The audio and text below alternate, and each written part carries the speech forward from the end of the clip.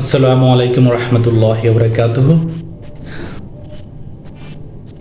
আজকে ধারাবাহিক পর্বের দ্বিতীয় পর্ব সূরা ফাতিহা আয়াত 2। সূরা ফাতিহা সম্পর্কে সর্বপ্রথম কিছু ধারণা আপনাদেরকে দিচ্ছি। আল্লাহু ওয়া বারাকাতুহু। আজকে ধারাবাহিক পর্বের দ্বিতীয় পর্ব সূরা ফাতিহা আয়াত 2। সূরা ফাতিহা সম্পর্কে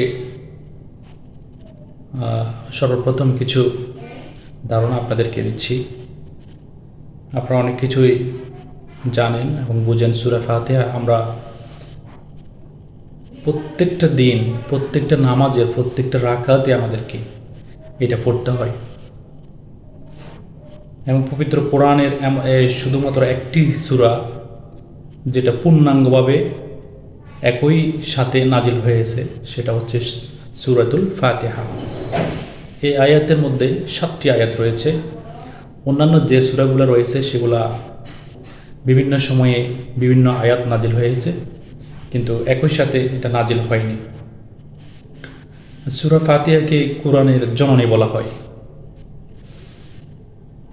আমাদের অস্তিত্ব যেমন আমাদের মা বাবা, আমরা আমাদের মা বাবা থেকে সৃষ্টি হয়েছি। আমাদের মা বা আমাদের গর্ভধারণে মা আমাদের অস্তিত্বের মাধ্যম, আমাদের যে আমরা দুনিয়াতে এসেছি।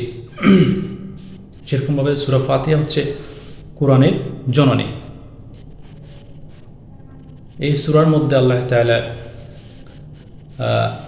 আয়াতুশ শিফা, যে কোনো অসুখ বিসুখ হলে জারফুক যেটা বলা হয়, আমরা যদি এই সূরাটা তিলাওয়াত করে ফু দিয়ে অথবা পানিতে ফু দিয়ে আমরা যদি সেটা পান করি তাহলে এই শিফা পাওয়া যায়। তো এই সূরাটা একটা পূর্ণাঙ্গ সূরা এবং আমরা এই সূরা আমরা অন্যান্য সূরা না পড়লেও আমাদের নামাজ আমরা সম্পূর্ণ করতে পারি।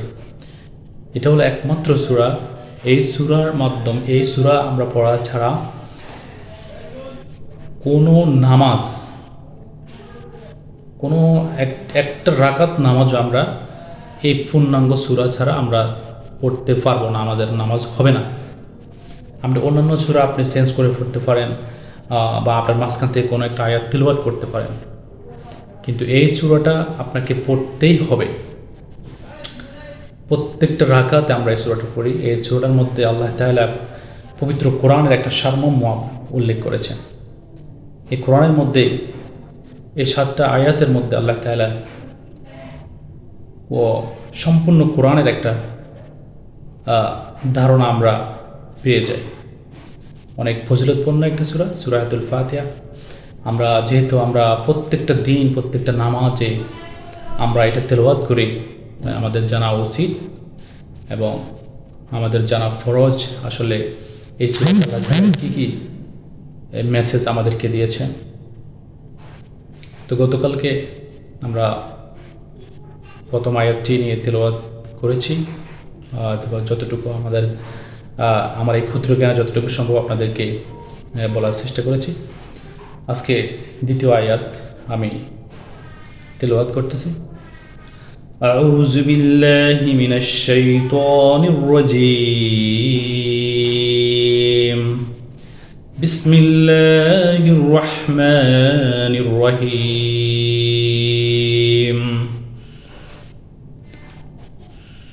আলহামদুলিল্লাহি রাব্বিল আলামিন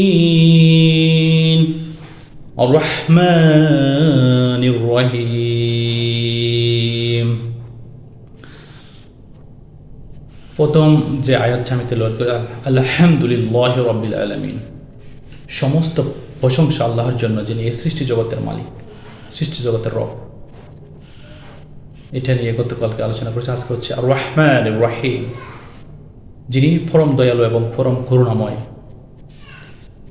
রহমান রহিম, রহমান এবং রাহিমের কথা উল্লেখ করেছেন আমাদের এই সৃষ্টির জগতে আল্লাহ তাআলা যে রহমান এবং রহিম, যে রহমান কথাটা বলা হয়েছে অতি দয়ালু। আল্লাহ তাআলা আমাদেরকে এই পৃথিবীর অনেক অনেক নাজ নেয়ামত আমাদেরকে দিয়েছেন, এটা আমরা কখনোই শুকরিয়া আদায় করে আমরা শেষ করতে পারবো না।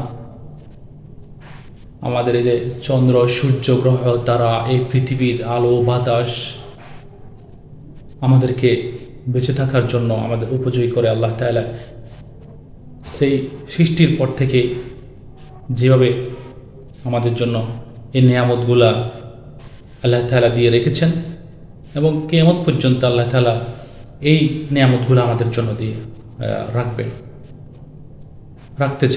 আল্লাহ তাআলা সেই ওয়াদা করেছেন।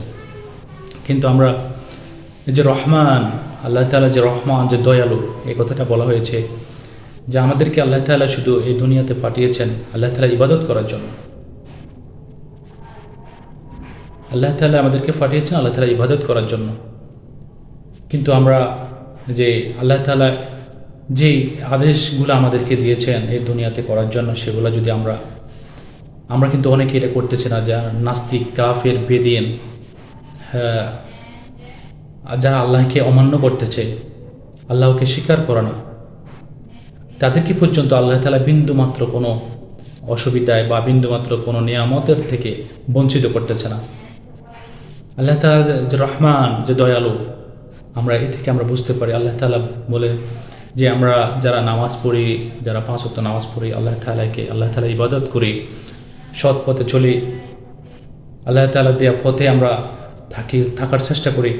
কিন্তু যারা সম্পূর্ণ বিমুখ, যারা নাস্তিক, যারা আল্লাহকে স্বীকার করে না, বেদিন, যারা অন্যায় করে, অন্যায়ভাবে মানুষকে হত্যা করে,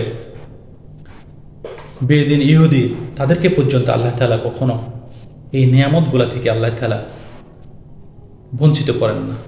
বা তাদের জন্য এই নিয়ামতগুলা কখনো যে ওরা আমাকে কেন অস্বীকার করতেছে, আমি এদের নিয়ামতগুলো বন্ধ করে দেব। আল্লাহ তাআলা যে রহমান, সেটার মাধ্যমে আমরা বুঝতে পারি।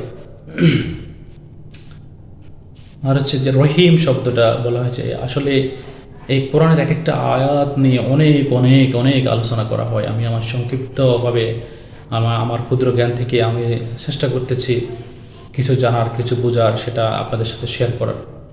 এখানে অনেক ভুল ত্রুটি হতে পারে। আল্লাহর ওয়াস্তে আপনারা আল্লাহ তাআলার কাছেও ক্ষমা চাচ্ছি, আপনাদের কাছেও ক্ষমা চাচ্ছি যদি কোনো ভুল ত্রুটি হয়, মাপ চেয়ে নিচ্ছি। যে রহমান যে কথাটা বলেছেন, যে আল্লাহ তাআলা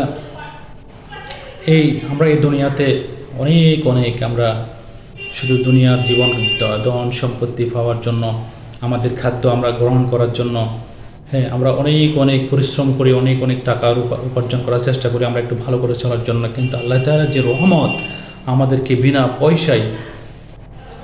পয়সায় আমাদেরকে দিয়ে যাচ্ছেন, আমরা আমাদের খাদ্য কেনার জন্য, বস্ত্র কেনার জন্য, বাসস্থান তৈরি করার জন্য অনেক অনেক টাকা ব্যয় করতেছি, অনেক অনেক টাকা ইনকাম করার জন্য হয়রানি, অনেক অনেক পরিশ্রম করতেছি, অনেক ত্যাগ স্বীকার করতেছি। কিন্তু আসলে আল্লাহ তাআলা যে নিয়ামত দিয়ে রাখছেন, আমরা যদি সেই নিয়ামতটা যদি আমরা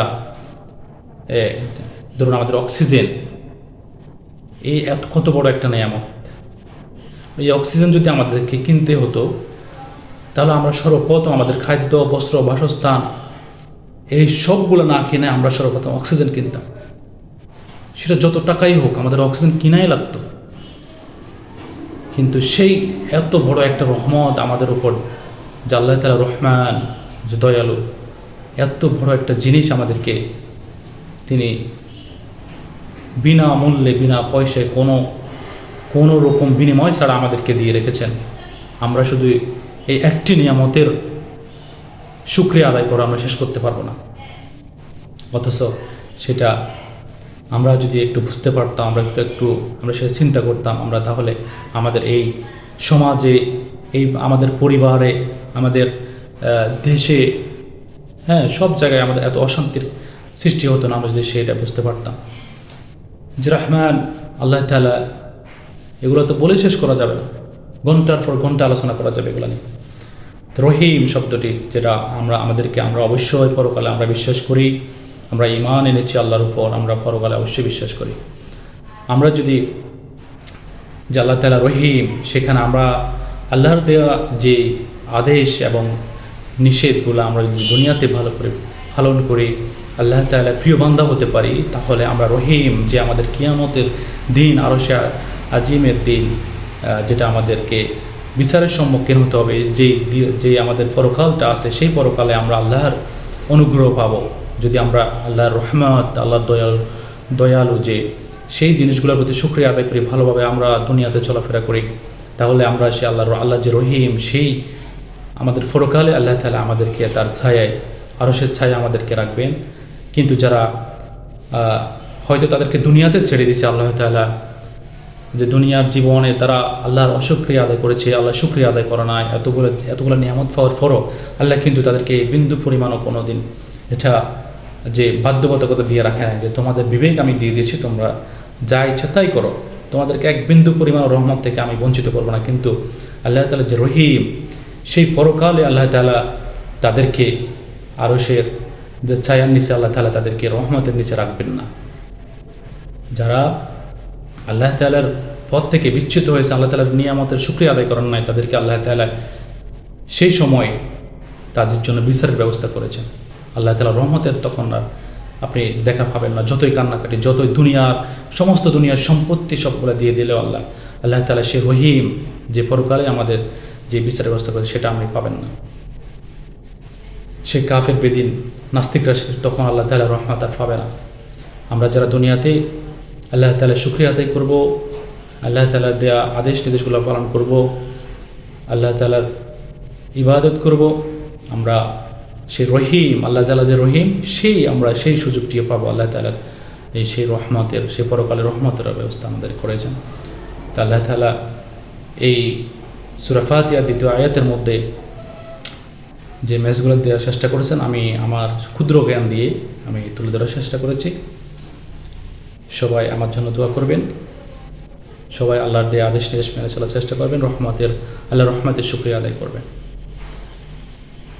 রুহের খাদ্য বা আমাদের এই যে কোরআন, এই রুহকে শান্ত করার জন্য প্রতিদিন আপনারা কিছু না কিছু শেখার চেষ্টা করুন, জানার চেষ্টা করুন।